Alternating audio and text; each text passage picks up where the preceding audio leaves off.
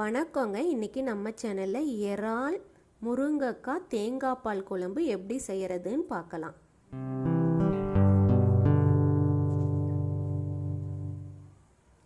இங்கே பாருங்கள், நான் இறால் நல்லா க்ளீன் பண்ணி எடுத்து வச்சுருக்கேன். இதுக்கு தேவையான பொருட்களையும் பார்க்கலாம்.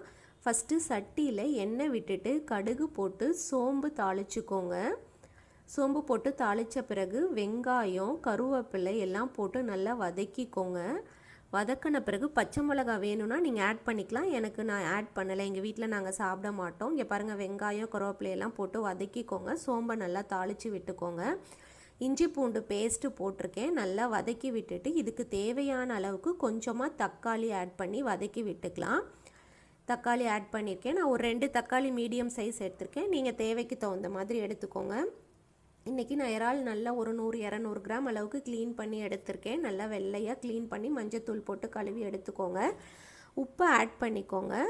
உப்பு ஆட் பண்ண பிறகு நல்லா வதக்கிட்டு இதுக்கு தேவையான அளவு மஞ்சத்தூள் இதெல்லாம் ஆட் பண்ணிக்கோங்க. இங்கே பாருங்கள், முருங்கைக்காய் நல்லா பிஞ்சாக இலசாக தான் இருக்குது. நான் நல்லா 2 முருங்கைக்காய் அளவுக்கு எடுத்து நல்லா இதோடு சேர்த்து வதக்கி விட்டுக்கிறேன். அதுக்கப்புறமா நம்ம க்ளீன் பண்ணி வச்சுருக்க மஞ்சத்தூள் ஆட் பண்ணிக்கோங்க. நம்ம க்ளீன் பண்ணி வச்சுருக்கிற இறாலும் இதோடு ஆட் பண்ணிக்கலாம்.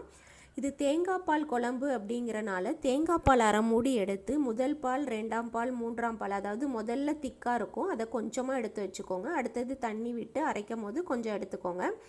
3ஆவதாக எடுத்தாலும் அந்த தண்ணி ரொம்ப தண்ணியாக இருக்கும், அதையும் எடுத்துக்கோங்க. ஏன்னா நம்ம ஃபஸ்ட்டு ரொம்ப தண்ணியாக எடுக்கிற தேங்காய் பாலை ஊற்றி தான் கொதிக்க வைப்போம். கடைசியாக தான் திக்காக இருக்கிற தேங்காய் பால் ஊற்றி இறக்கி ஆஃப் பண்ணுவோம். இங்கே பாருங்கள், தேவையான அளவுக்கு தனியாத்தூள், மிளகாத்தூள், உப்பு எல்லாம் ஆட் பண்ணியாச்சு. ஆட் பண்ணதுக்கப்புறம் நான் இறால் க்ளீன் பண்ணி வச்சுருக்கிற இறாலை இதோடு ஆட் பண்ணிக்கிறேன். ஆட் பண்ணிவிட்டு நல்லா முதல் தேங்காய், அதாவது நம்ம 3ஆவதாக எடுத்தோம் இல்லையா, தண்ணியாக இருக்க தேங்காய் பால் பார்த்திங்களா எவ்வளோ தண்ணி கன்சிஸ்டன்சி, இதை ஊற்றி ஒரு 2-3 மினிட்ஸ் நல்லா கொதிக்க விடுங்க. அதாவது அந்த முருங்கைக்காலாம் நல்லா வெந்து வரணும். அந்த அளவுக்கு நீங்கள் கொதிக்க விட்டு எடுத்துக்கோங்க. ரொம்ப தண்ணி விட்டுறாதீங்க. இந்த இறால் முருங்கைக்காய் தேங்காய் பால் குழம்பு உங்களுக்கு இட்லி தோசைக்கு ஒரு நைட்டு வச்சுட்டு சாப்பிடும் போது அவ்வளோ அருமையாக இருக்கும்.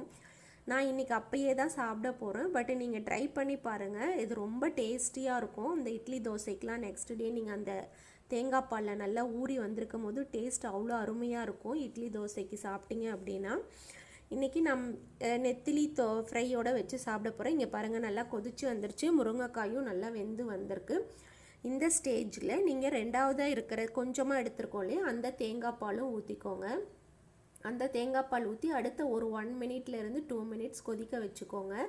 கடைசியாக நான் திக்கான எடுத்த தேங்காய் பாலை ஆட் பண்ணியிருக்கேன். தெரியுதா உங்களுக்கு? இதை கொதிக்க விட்டுட்டு ஒரு 2-3 மினிட்ஸ்லேயே கொத்தமல்லி தழை தூவி இறக்கிட்டிங்க அப்படின்னா நமக்கு தேவையான சுவையான முருங்கைக்காய் இறால் தேங்காய் பால் குழம்பு ரெடி ஆயிரும். ட்ரை பண்ணி பாருங்கள், இது ரொம்ப நல்லாயிருக்கும். எனக்கு ஒருத்தர் சொன்னாங்க இந்த ரெசிபி, நான் ட்ரை பண்ணி பார்த்தேன். எனக்கு ரொம்ப நல்லாவே வந்தது. நீங்களும் ட்ரை பண்ணி பார்த்துட்டு எப்படி இருக்குன்னு சொல்லுங்கள்.